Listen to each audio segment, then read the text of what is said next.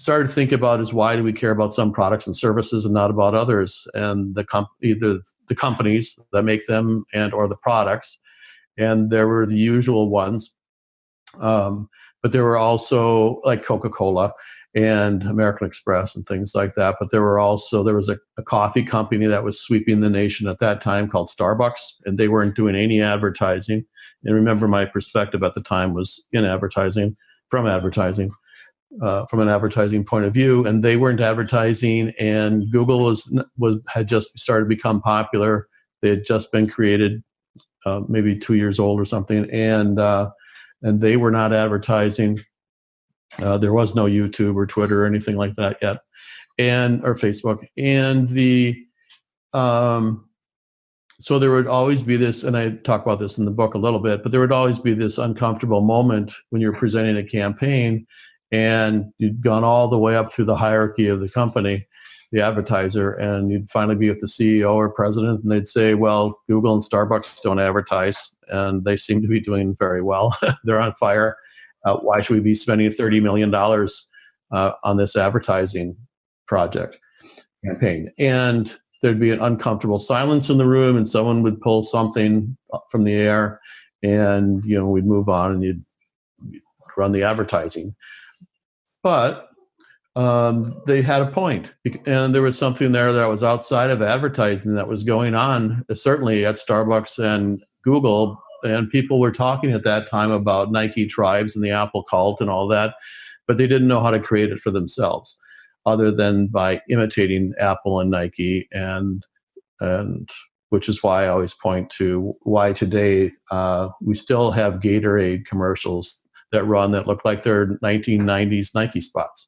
Yes. And so and I've been saying that for 10 years, almost 20 years now, right? Like they pulled that white labeled Mickey Mouse version of that ad and just put Gatorade on it.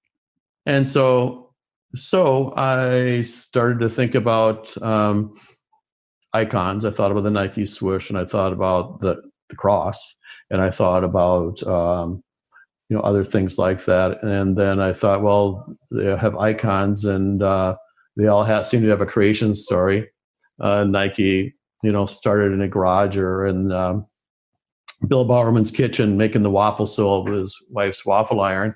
And Apple started in a garage, and 3M started as a sandpaper company, and IBM started as an office supplies company, and you just kind of go on from there. HP started by the two guys, Hewlett and Packard, winding coils, So they had that, and then they had all these other things. They had a creed, obviously, think different, and just do it, and so forth. They had icons, rituals that went with the icons. They had a group of special words: ice grande, skinny decaf latte. They had people who didn't want to go there, non-believers, pagans, I called them at first. And for all the Starbucks that are out there, there are still people going to Tim Horton or Dunkin' Donuts, or these days, Stumptown or Blue Bottle or some other place that they prefer. And then there's a leader. And so once you wrap all those things together, you develop to what today we call a strategic brand narrative, which came from one of the books, which is nomenclature that came from someone who read the book. And you pull that together, and you you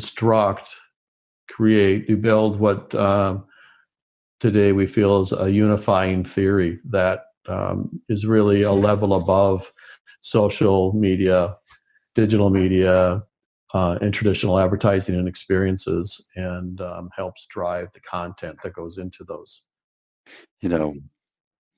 I think where it started to click with me, Patrick, was when I started thinking of icons.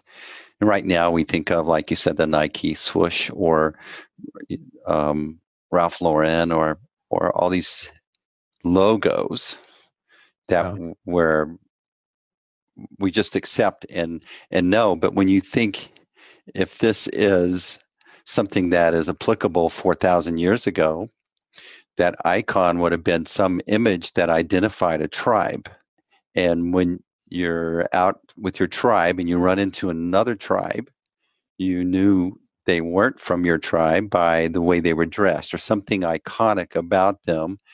And you either knew you were in danger or you knew that this was a tribe you could trade or conduct commerce with. Friend or foe? Yeah. And immediately that started to click with me. And that, imagine you're in that forest and you see a tribe around a fire. And what you didn't just march into camp, you hung out on a perimeter and observed until you knew you were safe or you weren't.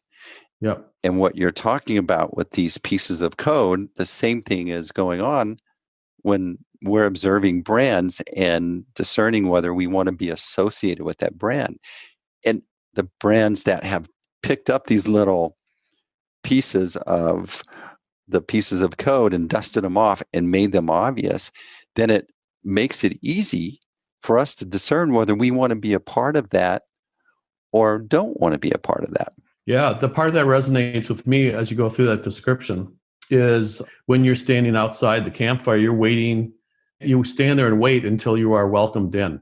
And if you are inside the circle, already around the campfire, if someone comes in without waiting or just comes flying in there, everyone's uncomfortable, messed up. Yeah, uncomfortable. Yeah.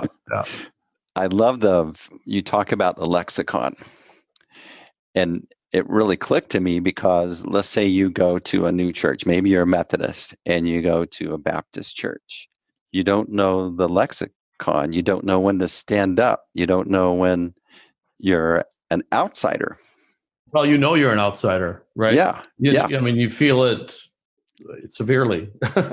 If you were a Baptist and you were in a different town and you went into a Baptist church, you'd feel at home. Yeah. It's because of these pieces of the primal code that you're familiar with and that you can speak the lingo. You understand the icons. You know who started it. You know what they believe. You know what they don't believe. Yeah. And for sure, people who go to Comic-Con or Burning Man or even the Consumer Electronics Show, for the first time, or a TED Talk for that matter, people know that you're kind of looking for someone to guide you. Oh, you haven't been here before? Here, let me help you out. You go over to here and sign up and get your badge and blah, blah, blah, right? And so we have that same thing happening in stores all the time where people are unfamiliar with the store as they're walking through the mall, right? And they walk in and it either, instantaneously if you're gonna like it or not. You feel in your gut, right? And if you're with someone else who's been there before, they might guide you in. But if your gut says, get me out of here, you can't wait until they're done in that store, right? Yeah. And so and that has to do with user experience. It has to do with preferences and all the cues and all that kind of thing.